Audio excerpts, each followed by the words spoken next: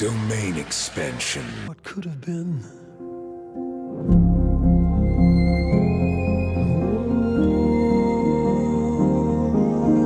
What could have been? I've seen some people online say that Ekko's character design, it's too simple, it's not deep enough. It's basically just like a Gary Stu, a character that doesn't have any weaknesses, doesn't have any flaws.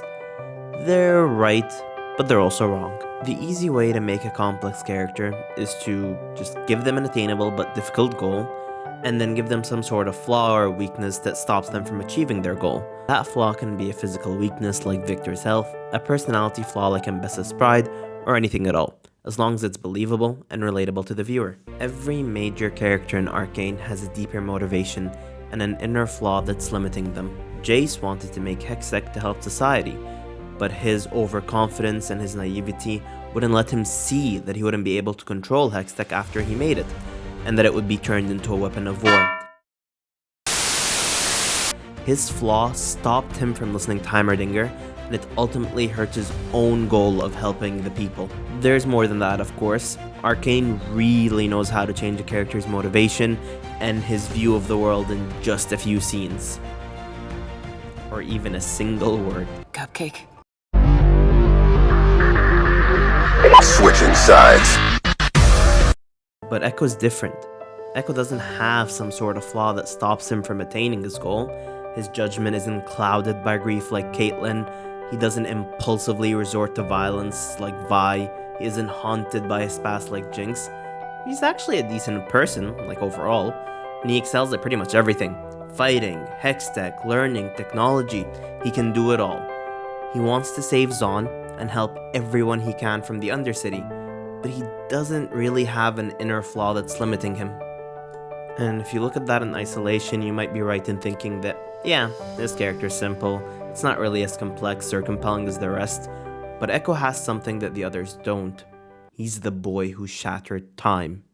It's not just a clever phrase, it's not a clever title, it encapsulates everything he stands for. All of Arcane is stuck in a circle. I think the cycle only ends when you find the will to walk away. But he won't take a step back. He can't, because that's the kind of person he is. His flaw isn't some character personality flaw. His flaw is the world that he was born to. It takes and takes away until nothing is left, but he won't let it. He'll try as many times as he needs to until he gets it right. He'll break the cycle. He has to. This is why episode 7 is one of the best animated episodes out there. He was given everything he could have wanted. His friends alive, Bander alive, Zaun and Piltover working together. Everything is perfect. But not his everything. Those aren't his people. This isn't his world. He knows that those who need him are still out there, and he can't leave them behind.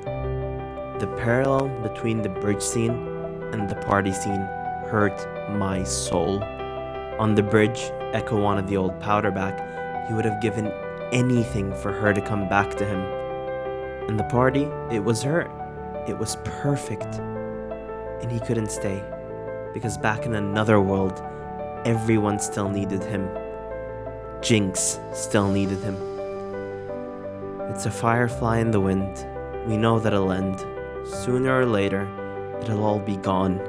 And that's why every single second of it matters. It burns that much brighter for it. Ekko leaves, and it'll haunt him. The possibility of what could have been. It always does. But that's what makes Ekko, Ekko.